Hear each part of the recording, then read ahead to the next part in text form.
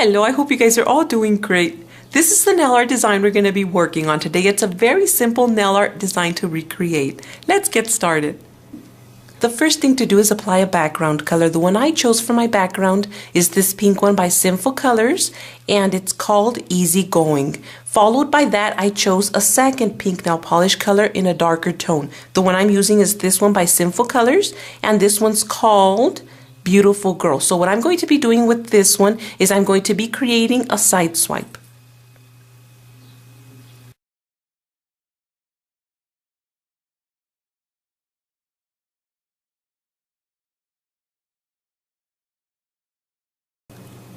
Now we're ready for the next step. What I have here is a spool of thread, and I saw this one at the thrift store and I really liked the color and I thought of this design to create. So what you're going to do is you're going to go to your local craft store, to Walmart, or to wherever you know they sell the spools of thread. And what I'm going to do here is I'm going to cut a piece off.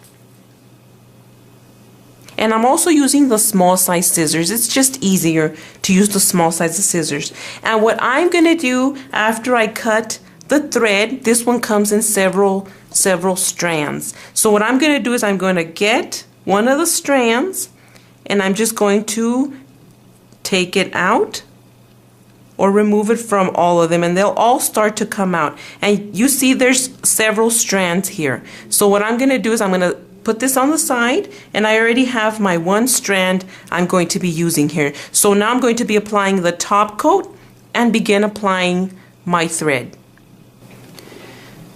So I'm going to be applying a top coat sideways. Now I'm going to get my piece of thread and I'm going to adjust it sideways. So I'm going to place it sideways, and this gives you space to play with it.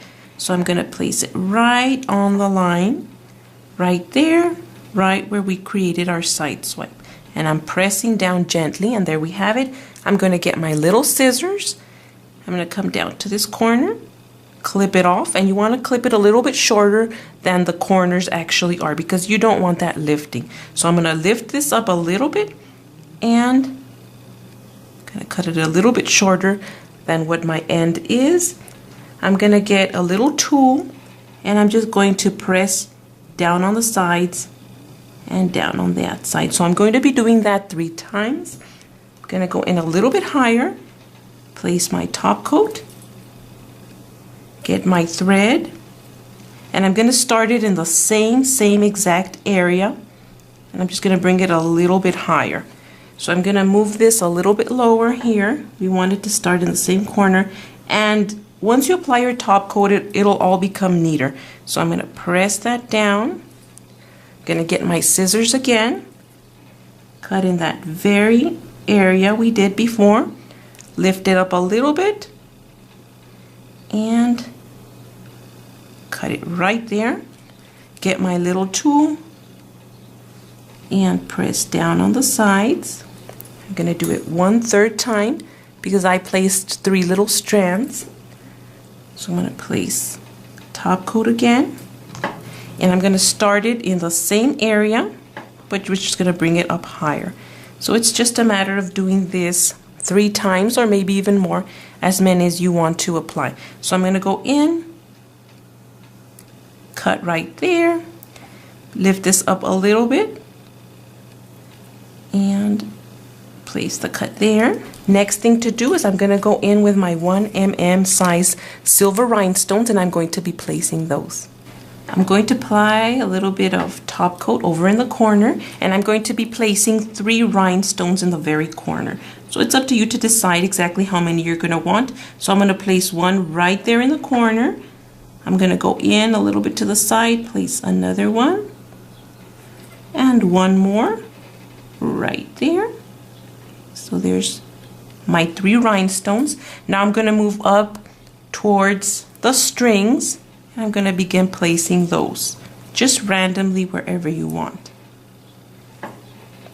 Place 1 up high, another 1 a little bit lower. Going to go to the next strand, which is already a little bit sticky, but just want to make sure those stay nice and flat. Place another one. Let me see. My other one, I'll place it probably a little bit lower down here. Now on my third strand, I don't even think I'll need top coat for my third strand. I think it's already sticky enough. So we'll place one right there. And then our last one, we'll place it right there.